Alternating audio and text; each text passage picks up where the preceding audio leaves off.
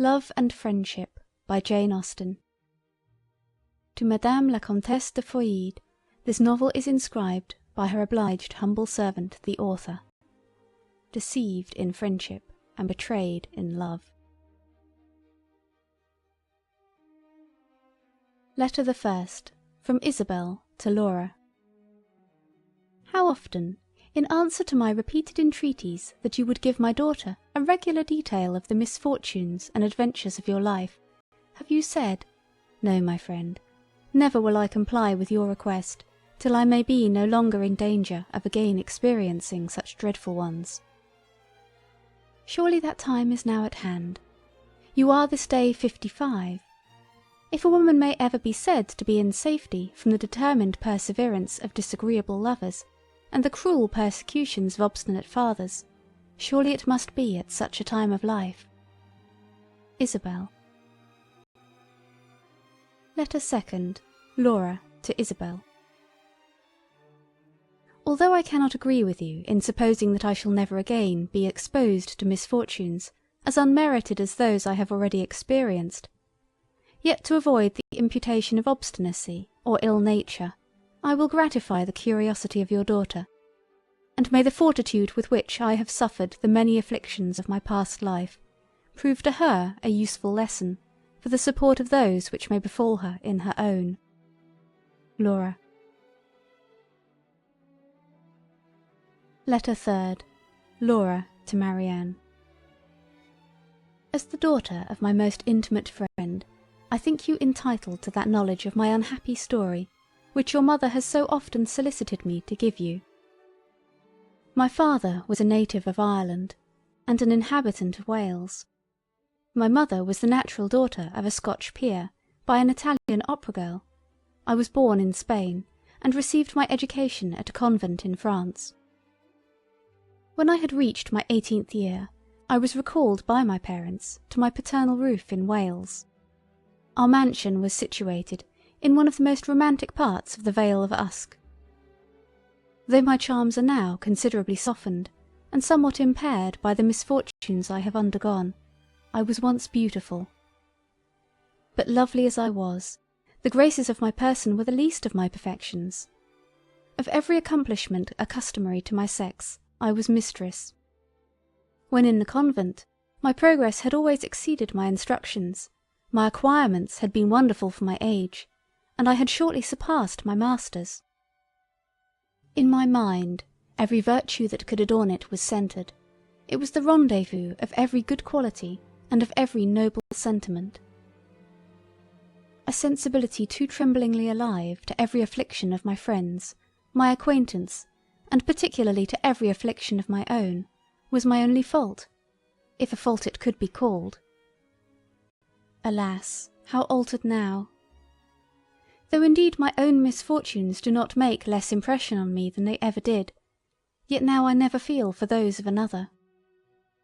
My accomplishments too begin to fade.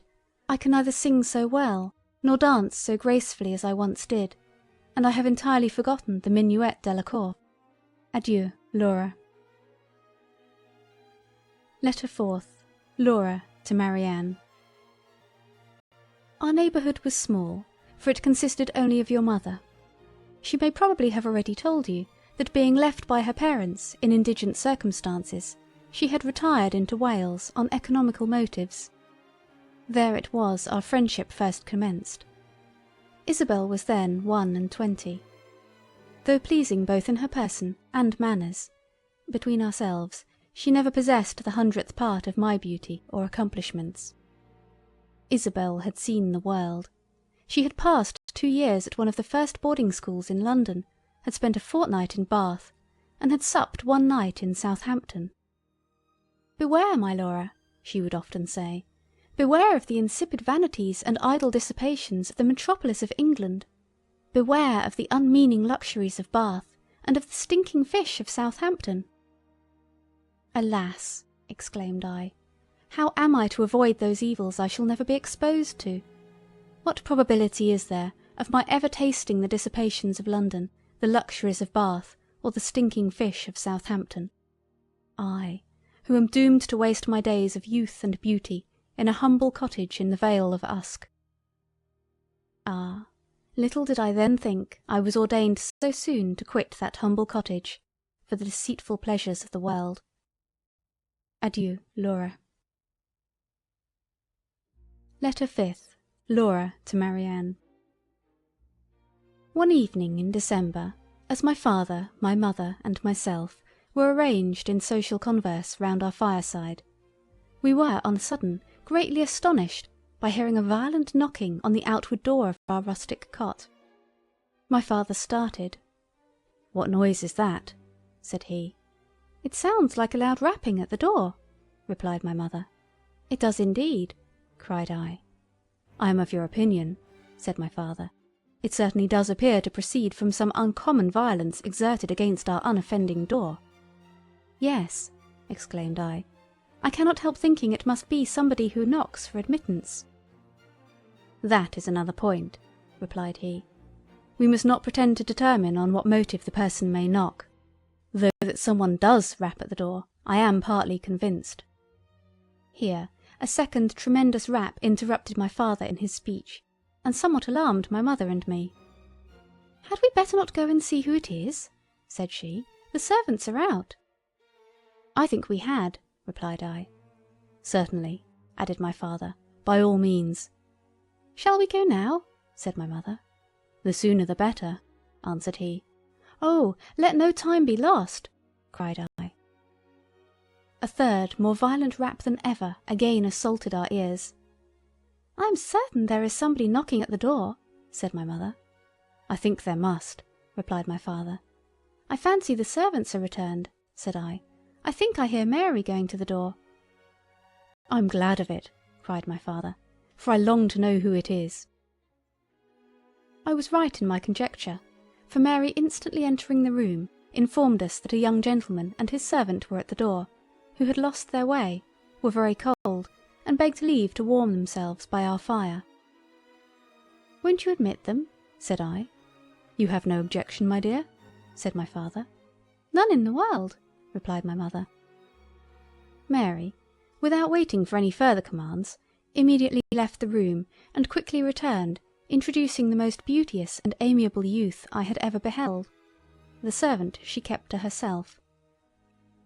My natural sensibility had already been greatly affected by the sufferings of the unfortunate stranger, and no sooner did I first behold him, than I felt that on him the happiness or misery of my future life must depend. Adieu, Laura. Letter 6th. Laura to Marianne. The noble youth informed us that his name was Lindsay. For particular reasons, however, I shall conceal it under that of Talbot. He told us that he was the son of an English baronet, that his mother had been for many years no more, and that he had a sister of the middle size. "My father," he continued, "is a mean and mercenary wretch. It is only to such particular friends as this dear party that I would thus betray his failings. Your virtues, my amiable Polydore," addressing himself to my father, "yours, dear Claudia, and yours, my charming Laura, call on me to repose in you my confidence." We bowed. My father, seduced by the false glare of fortune and the deluding pomp of title, insisted on my giving my hand to Lady Dorothea. "No, never," exclaimed I. "Lady Dorothea is lovely and engaging. I prefer no woman to her. But know, sir, that I scorn to marry her in compliance with your wishes. No, never shall it be said that I obliged my father." We all admired the noble manliness of his reply. He continued. Sir Edward was surprised. He had perhaps little expected to meet with so spirited an opposition to his will. "Where, Edward, in the name of wonder," said he, "did you pick up this unmeaning gibberish? You have been studying novels, I suspect." I scorned to answer. It would have been beneath my dignity. I mounted my horse, and followed by my faithful William, set forth for my aunt's. My father's house is situated in Bedfordshire, my aunt's in Middlesex, and though I flatter myself with being a tolerable proficient in geography, I know not how it happened, but I found myself entering this beautiful vale, which I find is in South Wales, when I had expected to have reached my aunt's.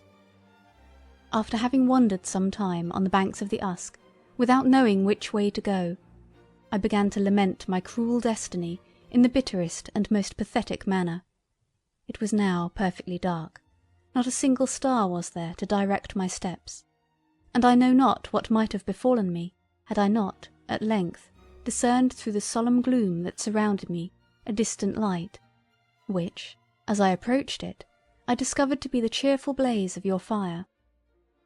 Impelled by the combination of misfortunes under which I laboured, namely fear, cold, and hunger, I hesitated not to ask admittance, which at length I have gained. And now, my adorable Laura, continued he, taking my hand, when may I hope to receive that reward of all the painful sufferings I have undergone during the course of my attachment to you, to which I have ever aspired? Oh, when will you reward me with yourself? This instant, dear and amiable Edward, replied I. We were immediately united by my father, who, though he had never taken orders, had been bred to the church. Adieu, Laura. Letter 7th. Laura to Marianne. We remained but a few days after our marriage in the Vale of Usk. After taking an affecting farewell of my father, my mother, and my Isabel, I accompanied Edward to his aunt's in Middlesex. Philippa received us both with every expression of affectionate love. My arrival was indeed a most agreeable surprise to her, as she had not only been totally ignorant of my marriage with her nephew, but had never even had the slightest idea of there being such a person in the world. Augusta, the sister of Edward, was on a visit to her when we arrived. I found her exactly what her brother had described her to be, of the middle size. She received me with equal surprise, though not with equal cordiality, as Philippa. There was a disagreeable coldness and forbidding reserve in her reception of me, which was equally distressing and unexpected. None of that interesting sensibility or amiable sympathy in her manners and address to me when we first met, which should have distinguished our introduction to each other. Her language was neither warm nor affectionate, her expressions of regard were neither animated nor cordial, her arms were not opened to receive me to her heart, though my own were extended to press her to mine. A short conversation between Augusta and her brother, which I accidentally overheard, increased my dislike to her, and convinced me that her heart was no more formed for the soft ties of love than for the endearing intercourse of friendship. But do you think that my father will ever be reconciled to this imprudent connection? Said Augusta. Augusta, replied the noble youth, I thought you had a better opinion of me than to imagine I would so abjectly degrade myself as to consider my father's concurrence in any of my affairs, either of consequence or concern to me. Tell me, Augusta, with sincerity, did you ever know me to consult his inclinations, or follow his advice in the least trifling particular, since the age of 15? Edward, replied she, you are surely too diffident in your own praise. Since you were 15 only? My dear brother, since you were 5 years old, I entirely acquit you of ever having willingly contributed to the satisfaction of your father. But still I am not without apprehensions of your being shortly obliged to degrade yourself in your own eyes by seeking a support for your wife in the generosity of Sir Edward. Never, never, Augusta, will I so demean myself, said Edward. Support? What support will Laura want which she can receive from him? Only those very insignificant ones of victuals and drink, answered she. Victuals and drink, replied my husband in a most nobly contemptuous manner. And dost thou then imagine that there is no other support for an exalted mind, such as is my Laura's, than the mean and indelicate employment of eating and drinking? None that I know of so efficacious, returned Augusta. And did you then never feel the pleasing pangs of love, Augusta? replied my Edward. Does it appear impossible to your vile and corrupted palate to exist on love? Can you not conceive the luxury of living in every distress that poverty can inflict, with the object of your tenderest affection? You are too ridiculous, said Augusta, to argue with. Perhaps, however, you may in time be convinced that... Here I was prevented from hearing the remainder of her speech by the appearance of a very handsome young woman, who was ushered into the room at the door of which I had been listening. On hearing her announced by the name of Lady Dorothea, I instantly quitted my post and followed her into the parlour, for I well remembered that she was the lady proposed as a wife for my Edward by the cruel and unrelenting baronet. Although Lady Dorothea's visit was nominally to Philippa and Augusta, yet I have some reason to imagine that, acquainted with the marriage and arrival of Edward, to see me was a principal motive to it. I soon perceived that though lovely and elegant in her person, and though easy and polite in her address, she was of that inferior order of beings, with regard to delicate feeling, tender sentiments, and refined sensibility, of which Augusta was one.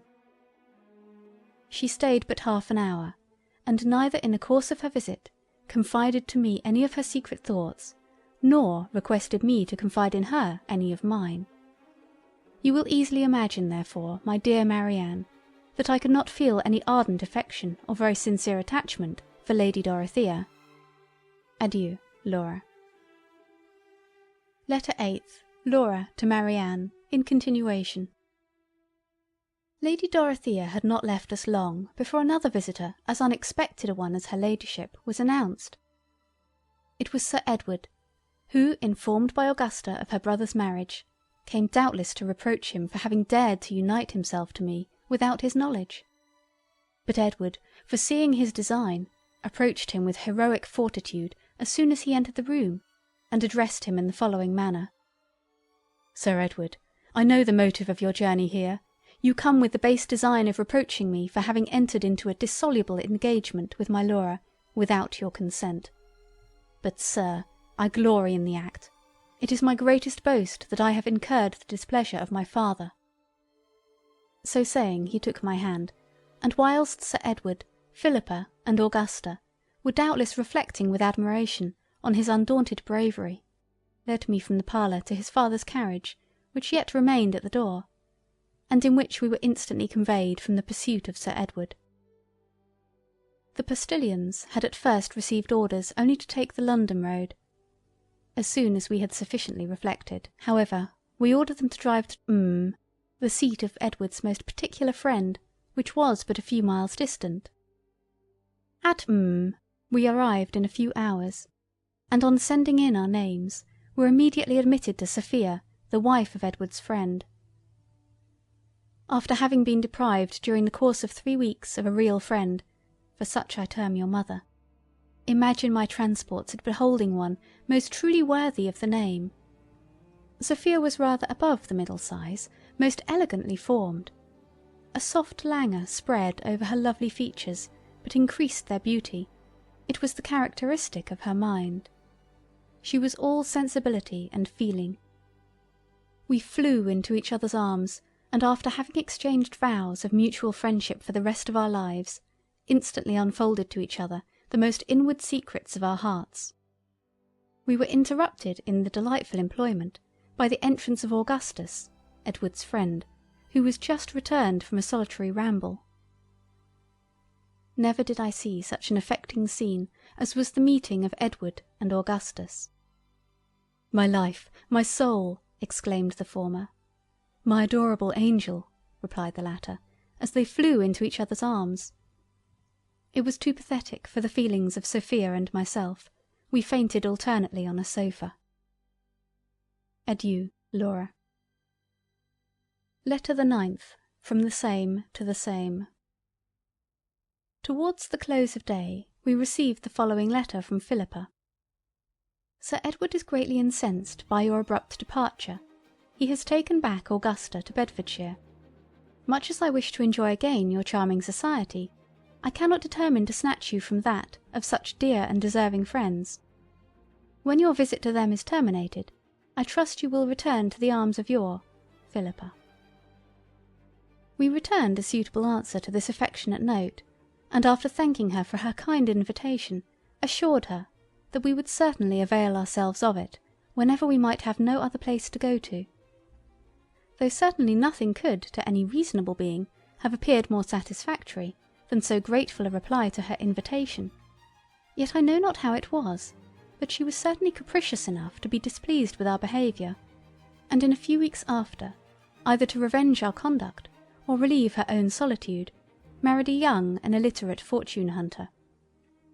This imprudent step, though we were sensible that it would probably deprive us of that fortune which Philippa had ever taught us to expect, could not on our own accounts excite from our exalted minds a single sigh, yet fearful lest it might prove a source of endless misery to the deluded bride, our trembling sensibility was greatly affected when we were first informed of the event. The affectionate entreaties of Augustus and Sophia that we would for ever consider their house as our home, easily prevailed on us to determine never more to leave them. In the society of my Edward and this amiable pair I passed the happiest moments of my life. Our time was most delightfully spent in mutual protestations of friendship, and in vows of unalterable love, in which we were secure from being interrupted by intruding and disagreeable visitors, as Augustus and Sophia had, on their first entrance in the neighbourhood, taken due care to inform the surrounding families, that as their happiness centred wholly in themselves, they wished for no other society. But alas, my dear Marianne, such happiness as I then enjoyed was too perfect to be lasting. A most severe and unexpected blow at once destroyed every sensation of pleasure. Convinced as you must be from what I have already told you concerning Augustus and Sophia, that there never were a happier couple, I need not, I imagine, inform you that their union had been contrary to the inclinations of their cruel and mercenary parents, who had vainly endeavoured, with obstinate perseverance, to force them into a marriage with those whom they had ever abhorred. But with a heroic fortitude worthy to be related and admired, they had both constantly refused to submit to such despotic power. After having so nobly disentangled themselves from the shackles of parental authority by a clandestine marriage, they were determined never to forfeit the good opinion they had gained in the world, in so doing, by accepting any proposals of reconciliation that might be offered them by their fathers.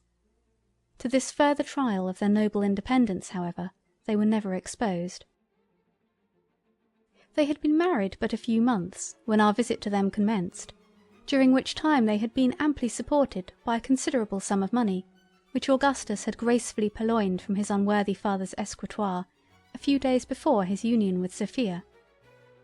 By our arrival their expenses were considerably increased, though their means for supplying them were then nearly exhausted. But they, exalted creatures, scorned to reflect a moment on their pecuniary distresses, and would have blushed at the idea of paying their debts. Alas! What was their reward for such disinterested behaviour? The beautiful Augustus was arrested, and we were all undone. Such perfidious treachery in the merciless perpetrators of the deed will shock your gentle nature, dearest Marianne, as much as it then affected the delicate sensibility of Edward, Sophia, your Laura, and of Augustus himself. To complete such unparalleled barbarity, we were informed that an execution in the house would shortly take place. Ah, what could we do but what we did?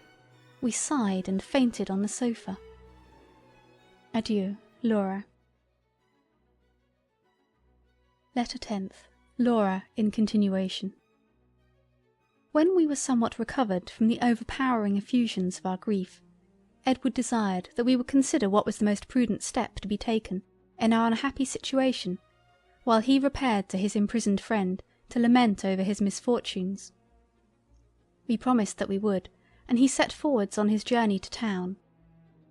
During his absence we faithfully complied with his desire, and after the most mature deliberation, at length agreed that the best thing we could do was to leave the house, of which we every moment expected the officers of justice to take possession. We waited, therefore, with the greatest impatience for the return of Edward, in order to impart to him the result of our deliberations. But no Edward appeared. In vain did we count the tedious moments of his absence, in vain did we weep, in vain even did we sigh, no Edward returned. This was too cruel, too unexpected a blow to our gentle sensibility. We could not support it, we could only faint. At length, Collecting all the resolution I was mistress of, I arose, and after packing up some necessary apparel for Sophia and myself, I dragged her to a carriage I had ordered, and we instantly set out for London. As the habitation of Augustus was within 12 miles of town, it was not long ere we arrived there, and no sooner had we entered Holborn than, letting down one of the front glasses, I inquired of every decent-looking person that we passed if they had seen my Edward. But as we drove too rapidly to allow them to answer my repeated inquiries, I gained little, or indeed no, information concerning him. "Where am I to drive?" said the postilion. "To Newgate, gentle youth," replied I, "to see Augustus." "Oh no, no," exclaimed Sophia, "I cannot go to Newgate. I shall not be able to support the sight of my Augustus in so cruel a confinement. My feelings are sufficiently shocked by the recital of his distress, but to behold it will overpower my sensibility." As I perfectly agreed with her in the justice of her sentiments, the postilion was instantly directed to return into the country. You may perhaps have been somewhat surprised, my dearest Marianne, that in the distress I then endured, destitute of any support, and unprovided with any habitation, I should never once have remembered my father and mother, or my paternal cottage in the Vale of Usk. To account for this seeming forgetfulness, I must inform you of a trifling circumstance concerning them, which I have as yet never mentioned. The death of my parents a few weeks after my departure is the circumstance I allude to. By their decease I became the lawful inheritress of their house and fortune. But alas, the house had never been their own, and their fortune had only been an annuity on their own lives. Such is the depravity of the world. To your mother I should have returned with pleasure, should have been happy to have introduced to her my charming Sophia, and should with cheerfulness have passed the remainder of my life in their dear society in the Vale of Usk, had not one obstacle to the execution of so agreeable a scheme intervened, which was the marriage and removal of your mother to a distant part of Ireland. Adieu, Laura. End of Part 1.